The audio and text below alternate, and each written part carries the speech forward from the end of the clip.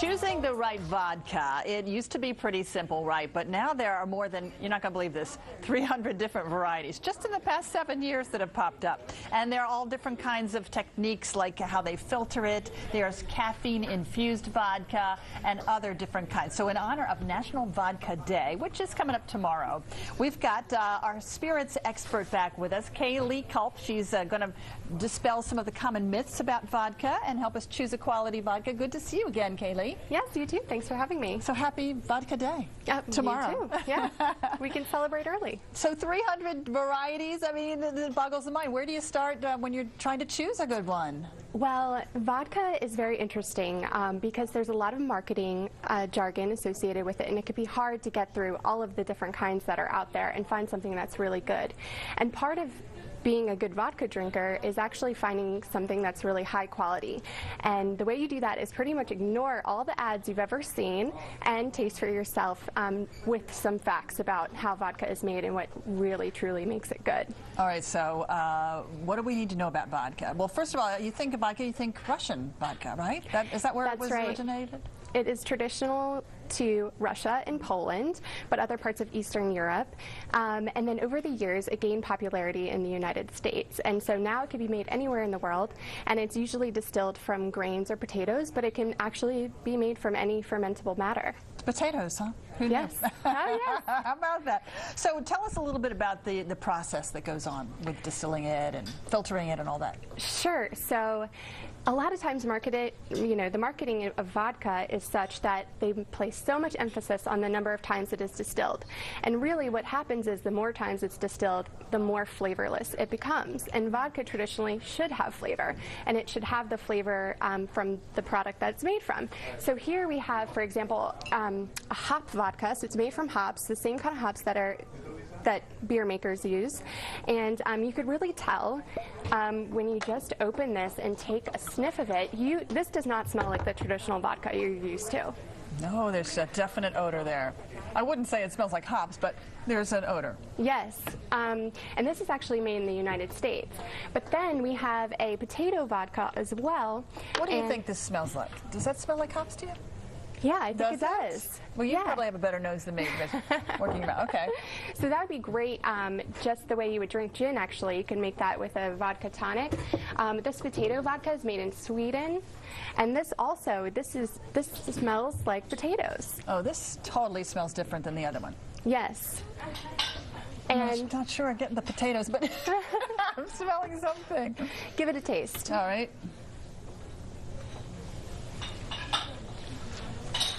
Very good. Yes. It does have a flavor. It's not flavorless. That's right. And another part that's important in the vodka production process is the way it's filtered. And so the filtering removes impurities in the vodka. So for example, this Eureka vodka, this was filtered through lava rock. And so it's made with Icelandic glacier water. So I was going to say, with that name Eureka, it does sound like something like that, doesn't it? Yes. And so the water is also really important in the way that vodka is made because it's used to bring the proof down of the vodka after it's made from about 200 proof to about 80 proof. So that's a good thing to bring the proof? If it's 200 proof, isn't that more pure? I mean, I guess you don't want to drink something that's 200. Yes, that's right. You can't drink that. It would be like ignitable. Yes. So down to 100 or so proof, or 80 proof, or something like that. 80 to 90 proof. This one smells a lot like the potato one. Yeah. Something like it. That's actually made from barley and wheat, though, so you do get which are the same ingredients that you would use to make a whiskey, and barley is scotch. This has a little stronger flavor than the potato one. Yes, it should. It should be a little bit more smoky. The potato one should be a little creamier on the palate. And do you have a favorite one of all these?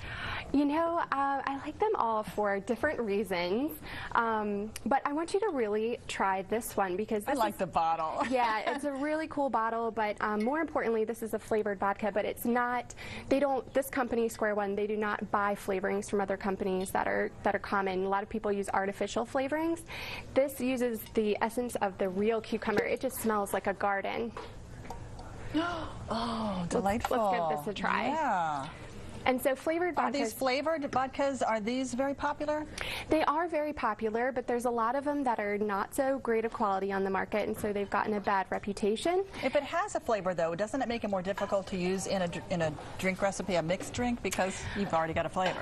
Well, you just have to find the flavors that complement, and so you have to think like a chef in that way. You know, what goes well with cucumbers? What would you want to eat with a cucumber? Well, at least cucumber has a nice light taste to it, so That's it right. wouldn't probably fight with a lot of different... No, you just want to keep out. Oh my gosh, it's like drinking cucumbers. I love the fragrance of it. And actually, vodka is meant to be drunk with food. Tastes like cucumbers too.